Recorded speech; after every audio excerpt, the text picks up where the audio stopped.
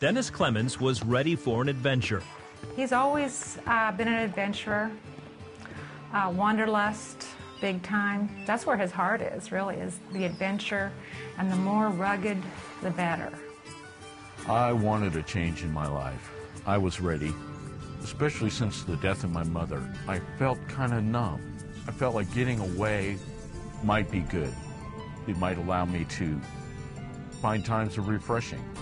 Dennis prepared his 32-foot sailboat in Virginia and set sail for the Bahamas. 2 days into his trip, the weather changed. Dennis sailed into a massive storm. Conditions had become quite treacherous. That was the worst storm I'd seen. I had seen other storms. The problem with this one was that the wind built and then shifted. Rogue waves struck with incredible force, breaking a hole in the side of the sailboat. I was thrown across the cabin, landing on my right shoulder, which I thought I broke at that time.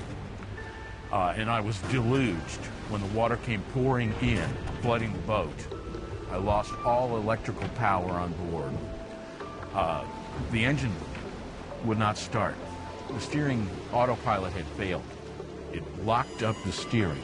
I was unable to control the boat. To see that hole in the side of the boat and to know that the storm was continuing to build and the conditions were getting worse, it left me totally vulnerable to anything. And I knew then I was really in trouble. Dennis battled the elements for 4 days.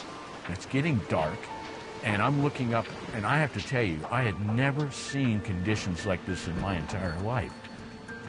I remember looking up as the boat rolled over in these seas and seeing waves that I was convinced were 50-foot waves. And there's a certain horrible beauty to all this. It was beautiful, but it was killing me. And I looked over and the beacon was on, the light was blinking, and I had not turned it on. And to the best of my knowledge, it was not a self-activating EPIRB. It was a manual deployment. And so I looked at that, and I almost turned it off. And it's like I hear a voice in the back of my mind that says, "You didn't turn that on, don't turn it off." I did not want to give up, but I started to realize that I wasn't going to make it. The Coast Guard picked up the distress signal and dispatched a C-130 plane over his location. They also called Dennis's wife, Mary. They basically says, yes, we received a distress signal. They says, we know he's off at the coast of North Carolina. If he has a distress signal, if Dennis Clements has a distress signal, this is serious. Friends, family, and local churches began praying for Dennis's safety. Yet for the moment, his situation only got worse. The pilot of the C-130 told Dennis they would not be able to get a helicopter to his location for several hours. I got on the radio and I told him, I said, I don't think I'm going to last for several hours. And that's when he told me he would drop some life rafts. The rafts missed his position by several hundred yards. As the plane flew away to refuel, an enormous rogue wave capsized his boat. Dennis was thrown into the ocean.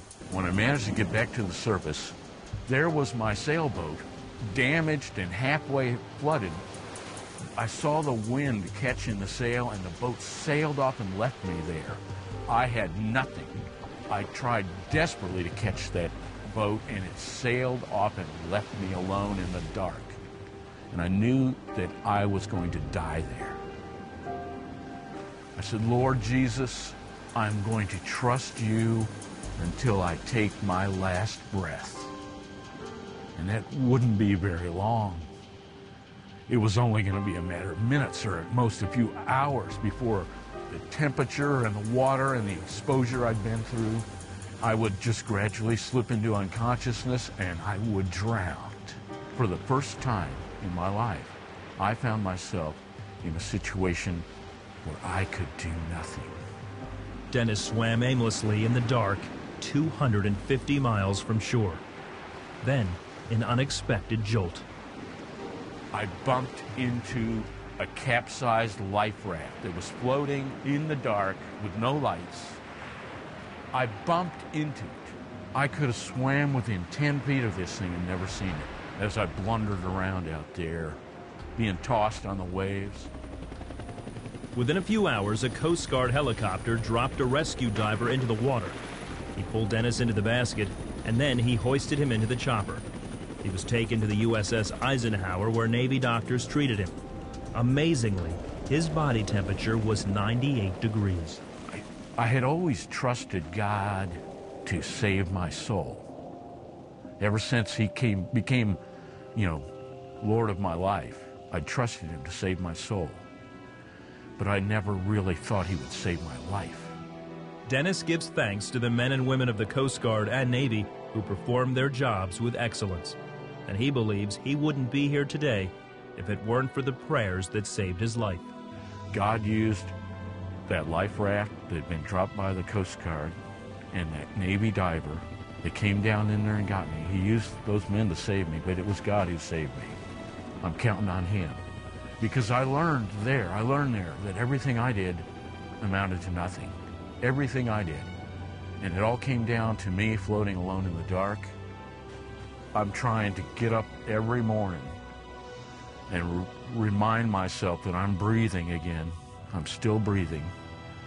I'm going to trust you, Lord Jesus. I'm going to trust you today.